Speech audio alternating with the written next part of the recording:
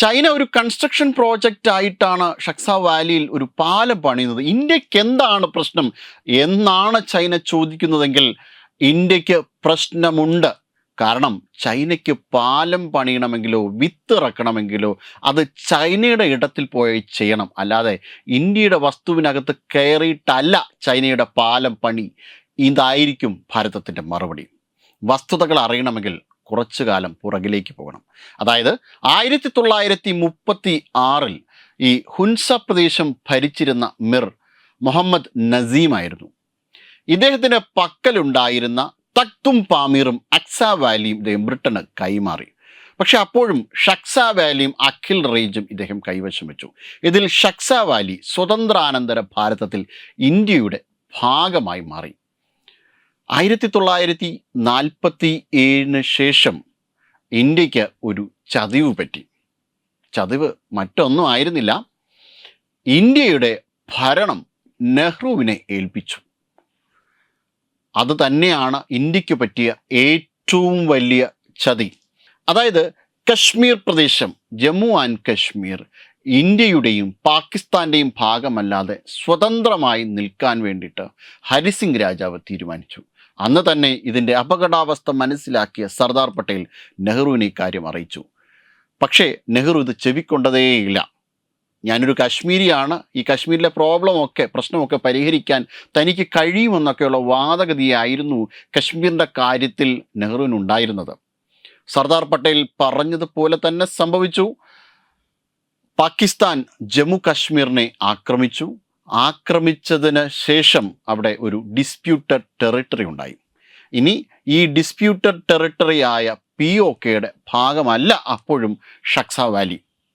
എന്നാൽ ചുറ്റുമുള്ള പ്രദേശങ്ങളൊക്കെയും ഈ ഒരു ഡിസ്പ്യൂട്ടഡ് ടെറിട്ടറി ആയതുകൊണ്ട് തന്നെ ഇന്ത്യ ഷക്സ വാലിയുടെ കാര്യത്തിൽ കാര്യമായി ഒന്നും ഗവനിച്ചില്ല. തൊട്ടപ്പുറത്തും നമ്മുടെ ഭായല്ലേ, ഭായും ഒന്നും ചെയ്യില്ല എന്ന് നെഹ്റു അങ്ങ് തീരുമാനിച്ചു. എന്തൊരു ചതിയാണ് അല്ലേ! ഹരിസിംഗ് രാജാവ് ഭരിച്ചിരുന്ന സമയത്ത് പ്രശ്നമുണ്ടാക്കിയപ്പോൾ തന്നെ സർദാർ പട്ടേലും ഇന്ത്യയുടെ ദേശീയവാദികളും ഇതെല്ലാം നെഹ്റുവിനെ പറഞ്ഞു ധരിപ്പിച്ചിരുന്നുവെങ്കിലും അദ്ദേഹം ഇതിനൊന്നും എതിരെ തീരുമാനമെടുക്കാൻ തയ്യാറായില്ല. 584 പ്രിൻസ്ലി സ്റ്റേറ്റിൻ്റെയും കാര്യത്തിൽ ഇടപെട്ടത് സർദാർ പട്ടേൽ. നെഹ്റു ഇടപെട്ടത് ജമ്മു കാശ്മീർ വിഷയത്തിൽ. അന്ന് നെഹ്റു കാണിച്ച ചതിയാണ് പിന്നീട് കശ്മീരിൽ ആർട്ടിക്കിൾ 370 വരാനും കശ്മീർ പ്രശ്നം വീണ്ടും സജീവമായി സ്വതന്ത്രാനന്തര ഭാരതത്തിനെ വേട്ടയാടാനും കാരണം. കശ്മീരി പണ്ഡിറ്റുകളുടെ ജീവിതം തകർന്നതും ഈ പണ്ഡിറ്റ് കാരണമാണ്. ഇപ്പോൾ ഷക്സ വാലിയുടെ ഈ പ്രശ്നവും ഈ നെഹ്റുവിൻ്റെ ഒരു പിടിപ്പുകേട് തന്നെയാണ്. ഇനി ഷക്സ വാലിയിലേക്ക് തന്നെ വരാം. ആരാൻ്റെ പറമ്പിൽ വിത്തുപാകുന്നത് ചൈനയുടെയും പാകിസ്ഥാൻ്റെയും പണ്ടു മുതലേ ഉള്ള പതിവായതുകൊണ്ട് തന്നെ അവർ ഈ പ്രദേശം അവരുടേത് എന്ന് തന്നെ വാദിച്ചു. അതവിടെ ഇരിക്കട്ടെ, ഒരു ചെറിയ കഥ കൂടി പറഞ്ഞിട്ട് ഇങ്ങോട്ട് വരാം. ഇന്ത്യയും ചൈനയും തമ്മിൽ അതിർത്തി തർക്കമുള്ളതുപോലെ തന്നെ ഇന്ത്യയും പാകിസ്ഥാനും അതിർത്തി തർക്കമുള്ളതുപോലെ തന്നെ പാകിസ്ഥാനും ചൈനയും തമ്മിലും അതിർത്തി തർക്കമുണ്ടായിരുന്നു. 1953 തന്നെ പാകിസ്ഥാൻ്റെ മേഖലയിലേക്കും ചൈന കടന്നുകയറ്റം ചെയ്യുകയുണ്ടായി. പാകിസ്ഥാൻ്റെ പ്രദേശങ്ങൾ ഉൾപ്പെടുത്തിക്കൊണ്ട് ചൈന മാപ്പ് നിർമ്മിക്കാൻ ആരംഭിച്ചു. അങ്ങനെ വന്നപ്പോൾ ചെറിയൊരു പ്രദേശം ചൈനയ്ക്ക് അങ്ങ് വിട്ടുകൊടുത്ത് പ്രശ്നം പരിഹരിച്ചാലോ എന്ന് പാകിസ്ഥാൻ തീരുമാനിച്ചു. അങ്ങനെ 1963 മാർച്ച് 2 5180 സ്ക്വയർ കിലോമീറ്റർ വരുന്ന ഷക്സ വാലി പ്രദേശം പാകിസ്ഥാൻ ചൈനയ്ക്ക് വിട്ടുകൊടുത്തു. അന്നത്തെ പാകിസ്ഥാൻ പ്രധാനമന്ത്രി അയൂബ് ഖാനും ചൈനീസ് പ്രസിഡന്റ് മാവോ സേതുങ് തമ്മിൽ കരാറൊപ്പിട്ടു.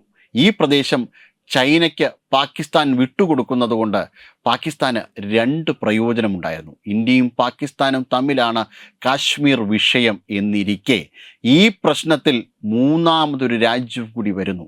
അങ്ങനെ ചൈനയെ ഈ ഡിസ്പ്യൂട്ടിൻ്റെ ഭാഗമാക്കി, അതായത് ഈ തർക്കത്തിൻ്റെ ഭാഗമാക്കി മാറ്റുവാൻ പാകിസ്ഥാന് കഴിഞ്ഞു. അങ്ങനെ കാലാകാലങ്ങളോളം ഈ കാശ്മീർ വിഷയം സജീവമാക്കി തന്നെ നിലനിർത്തുവാൻ പാകിസ്ഥാൻ കഴിഞ്ഞു എന്ന് തന്നെ പറയേണ്ടി വരും. അതായത് കാശ്മീർ പ്രശ്നത്തിന് ഒരിക്കലും ഒരു മോചനം ലഭിക്കില്ല എന്നർത്ഥം. ഇതായിരുന്നു പാകിസ്ഥാൻ്റെ ഈ കാര്യത്തിലുള്ള ആവശ്യം. ഇനി ഈ പ്രദേശം എന്തുകൊണ്ട് ഇന്ത്യക്ക് ഏറെ പ്രാധാന്യമുള്ളത് എന്നല്ലേ പറയാം. ഈ പ്രദേശത്ത് നിന്ന് 50 കിലോമീറ്റർ അകലെയാണ് ലോകത്തിലെ ഏറ്റവും വലിയ യുദ്ധഭൂമിയായ വർഷാവർഷം 36 അടിയിൽ കൂടുതൽ മഞ്ഞു പെയ്യുന്ന സമുദ്രനിരപ്പിൽ നിന്നും 25,000 അടിക്ക് മുകളിൽ സ്ഥിതി ചെയ്യുന്ന ഇന്ത്യയുടെ തന്ത്രപ്രധാനമായ ലോകത്തിലെ ഏറ്റവും വലിയ യുദ്ധഭൂമിയായ സിയാച്ചിൻ ഗ്ലേസിയർ ഉൾപ്പെടുന്നത്. അതോടൊപ്പം തന്നെ ഇത് ട്രാൻസ് കാറക്കോറം റേഞ്ചിൻ്റെയും കൂടി ഭാഗത്താണ്. ചൈനയുടെ ഏറ്റവും വലിയ സ്വപ്നമായിരുന്നു ഈ ഷക്സാൻ വാലിയിൽ നിന്ന് അക്സായ് ചിനിലേക്ക് ഒരു റോഡ് നിർമ്മാണം. ഇത് സാധ്യമാകുന്നതോടുകൂടി ചൈന പാകിസ്ഥാൻ എക്കണോമിക് കോറിഡോറിൻ്റെ ഭാഗമായിട്ട് ഈ റോഡ് നിർമ്മാണം പൂർത്തിയാകുന്നതോടുകൂടി ഇന്ത്യയെ നിരീക്ഷിക്കാൻ ചൈനയ്ക്ക് എളുപ്പത്തിൽ കഴിയും. ചൈനയുടെ സലാമി സ്ലൈസിംഗ് പോളിസി, അല്പമായി വിഴുങ്ങുന്ന പോളിസിയുടെ ഒരു ഭാഗം തന്നെയാണ് ഷക്സ വാലിയും. അപ്പോൾ ഈ ഷക്സ വാലിയിലാണ് ചൈന അവിടെയുള്ള നിർമ്മാണ പ്രവർത്തനങ്ങൾ ഇപ്പോൾ ചെയ്യുന്നത്. അതുകൊണ്ടാണ്, അതായത് ഷക്സ വാലി ഇന്ത്യയുടെ ഭാഗം തന്നെയാണ് ഇപ്പോഴും. അത് ഒരു കാലത്തും POKയുടെ പോലും ഭാഗമായിരുന്നില്ല. അങ്ങനെയുള്ള ഷക്സ വാലി ഇന്ത്യക്ക് വേണം എന്നത് ഇന്ത്യയുടെ ഏറ്റവും പ്രധാനപ്പെട്ട ആവശ്യമാണ്. ഇന്ത്യയുടെ ഏറ്റവും പ്രധാനപ്പെട്ട ഭാഗമാണ്. ഇന്ത്യയുടെ അഭിവാജ്യ ഘടകം തന്നെയാണ് ഷക്സ വാലി. ഇന്ത്യയുടെ അടുത്ത് എപ്പോഴൊക്കെ ചൈന ഏറ്റുമുട്ടിയിട്ടുണ്ടോ അപ്പോഴൊക്കെ ചൈനയ്ക്ക് പരാജയമായിരുന്നു. 1960കളിൽ നെഹ്റു ഭരിച്ചിരുന്നപ്പോൾ ഉള്ള ഇന്ത്യയുടെ കാര്യമല്ല ഈ പറയുന്നത്. 2004 മുതൽ 2014 വരെ UPA ഭരിച്ച സമയത്ത് ഇന്ത്യയുടെ കാര്യമല്ല ഈ പറഞ്ഞത്. 2014 മുതൽ 2025 ഇപ്പോൾ 2026 കടന്ന് മുന്നോട്ട് പോകുന്ന നരേന്ദ്രമോദി സർക്കാരിൻ്റെ കീഴിലുള്ള ഭാരതത്തിൻ്റെ അവസ്ഥയെ കുറിച്ചാണ് ഇപ്പോൾ ഈ പറയുന്നത്. അതായത് ആ ഭാരതത്തോട് ചൈന ഏറ്റുമുട്ടിയപ്പോഴൊക്കെ ചൈനയ്ക്ക് പരാജയമായിരുന്നു. 2017 ദോക്ലാം വിഷയം നമുക്ക് ഓർമ്മയുണ്ടാകും. ഈ സംഘർഷ സമയത്ത് 75 ദിവസത്തിലേറെ നീണ്ട ഈ സംഘർഷത്തിനൊടുവിൽ ചൈനയ്ക്ക് മടങ്ങിപ്പോകേണ്ടി വന്നു. ചുംബി വാലിയോ ദോക്ലാമും ഒക്കെ കിട്ടിക്കഴിഞ്ഞാൽ ചൈനയ്ക്ക് പുറത്തുള്ള സിലിഗുരി കോറിഡോറിലേക്ക് ഒരു ആക്സസ് കിട്ടും. പക്ഷേ ചൈനയുടെ ഈ പദ്ധതി 8 മടക്കി പോക്കറ്റിന് കീഴിൽ വയ്ക്കാൻ വേണ്ടിയിട്ട് ചൈനയോട് പറഞ്ഞിട്ട് മടങ്ങിപ്പോകാൻ പറഞ്ഞു ചൈനയോട്. യഥാർത്ഥത്തിൽ ഭൂട്ടാനും ചൈനയും തമ്മിലായിരുന്നു ഈ ദോക്ലാം വിഷയത്തിൽ ഏറ്റുമുട്ടേണ്ടത്. പക്ഷേ ചൈനയുടെ കഴുകൻ കണ്ണെങ്ങോട്ടാണ് നീളുന്നത് എന്ന് മനസ്സിലാക്കിയിട്ട് ഇന്ത്യ തടയിടുകയായിരുന്നു. കാരണം ചൈന വാസമുറപ്പിച്ചാൽ ഇന്ത്യയുടെ വടക്ക് കിഴക്കൻ സംസ്ഥാനങ്ങൾക്ക്, അതായത് സിലിഗുരി കോറിഡോറിൽ നിന്ന് ഈ പ്രശ്നം നീട്ടുകയും അത് വടക്ക് കിഴക്കൻ സംസ്ഥാനങ്ങളെ ഇന്ത്യയിൽ നിന്ന് അകറ്റുവാൻ വേണ്ടിയിട്ട് ചൈനയ്ക്ക് സാധിക്കുകയും ചെയ്യും. ഈ പദ്ധതിക്കാണ് കൃത്യമായ രീതിയിൽ ചൈനയ്ക്ക് ഇന്ത്യ ഒരു മറുപടി കൊടുത്തത്. ഇപ്പോൾ ഷക്സാൻ വാലിയിലേക്ക് ഉള്ള പ്രശ്നത്തെ വീണ്ടും ഒന്ന് പുതുക്കിയിരിക്കുകയാണ് ചൈന. സാരമില്ല, കുറച്ച് ദിവസം ഷക്സാൻ വാലിയിൽ കിടന്ന് കറങ്ങിയിട്ട് വീണ്ടും ചൈനയ്ക്ക് മടങ്ങിപ്പോകാം. ഇത് പഴയ UPA കാലത്തെ ഇന്ത്യ അല്ല, ഇത് പുതിയ ഇന്ത്യയാണ്. ഇതിങ്ങനെയാണ് ഭായ്, ചങ്കിലെ ഭായ്. വെബ് ഡെസ്ക് തത്വമൈ ന്യൂസ്.